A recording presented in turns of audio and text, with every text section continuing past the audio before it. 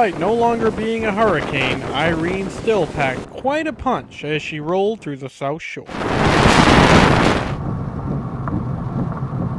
A drive around Milton showed downed tree branches and power lines, leading to blocked roads and blackouts.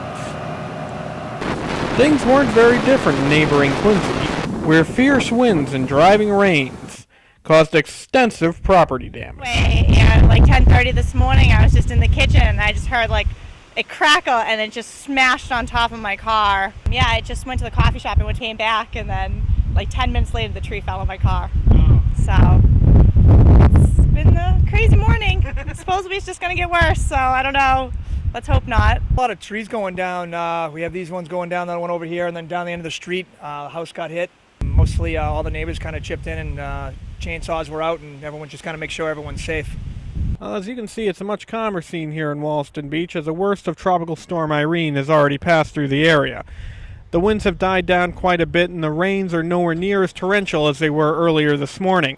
But high tide is still to come, making flooding a major concern for many South Shore communities. And it really won't be until tomorrow that we get a full picture of the damage caused by Tropical Storm Irene. Reporting from Wollaston Beach, I'm Dan McCready for PatriotLedger.com.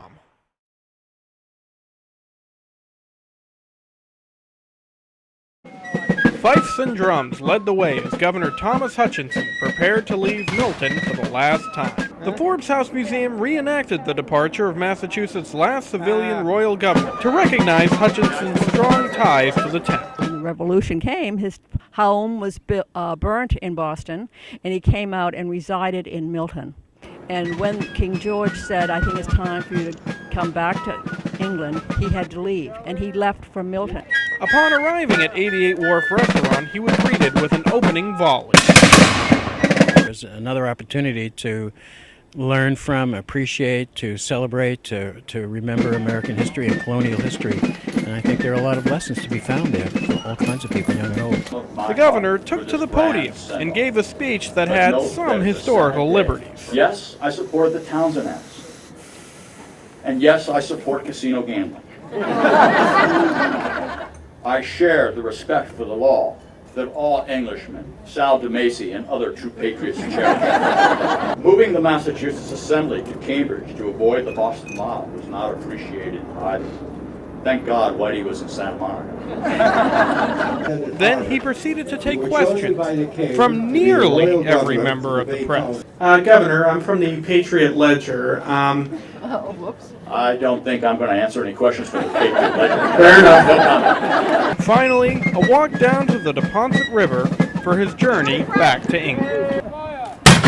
Well, as Governor Hutchinson bid a final farewell to all his friends in Milton, we can't help but notice how much things have changed since his departure.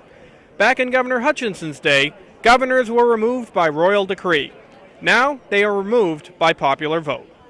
Reporting from the 88 Wharf Restaurant, I'm Dan McCready for Wicked Local Milton.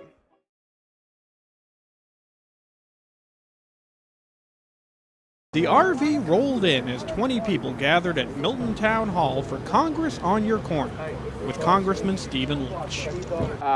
Why don't I do this? Why don't I just take a couple of minutes and try to just do a little update on what we've been doing. After giving an overview of congressional issues, there was a question and answer session which touched on Occupy Wall Street. I think it's a message. I hope Wall Street's getting the message.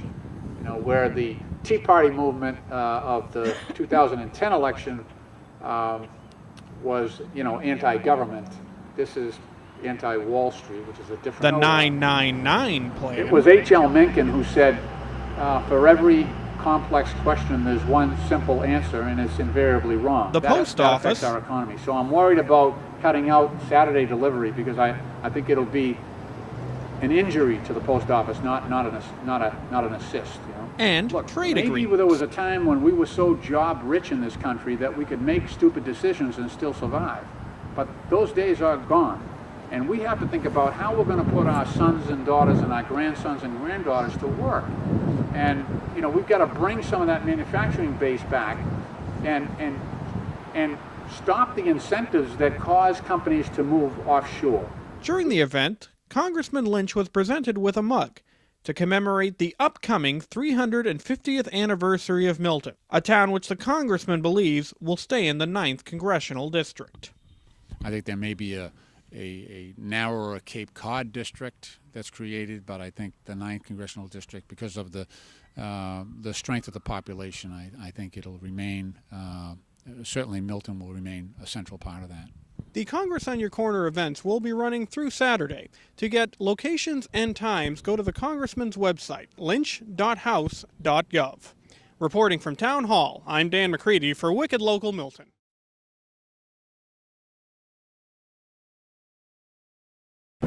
When the Curran family held their reunion this year, they welcomed a new addition to the family, their long-lost sister Helen. After Helen's mother died, her father put the children into adoption before remarrying several years later. I was doing some basic genealogy research on my grandfather, which is Helen's father, and I came across his World War I draft registration, which said that he was married and had 4 children and was living in Lewiston, Maine, which was news to me because I didn't know that he had been married or had kids prior to my grandmother, and found her contact information. So I sent Helen a letter telling her who I was and who I thought she was in relation to me. Flash forward a few months, we actually did do a DNA test, so it was a definite confirmation that Helen is indeed part of our family. When Helen found out about her siblings, she was stunned. Well, this family up here is a big, big, big surprise. Believe me, it is.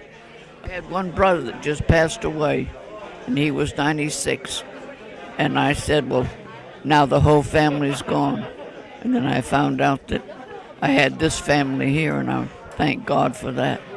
It's overwhelming to think that we have another family. During the reunion, Helen released balloons to memorialize all the siblings that had passed on, including a brother Richard, who died of cancer before he ever got to meet his new sister.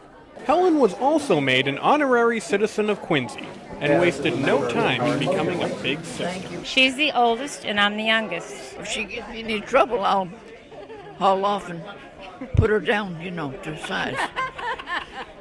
She can't get over me because I'm the oldest. Can't disrespect. No disrespect. A few years ago, the Currans had never even met Helen, nor she them. But yet today, they all came together, not as strangers, but as family. Reporting from the Curran family reunion at Pageant Field, I'm Dan McCready for Wicked Local Quincy.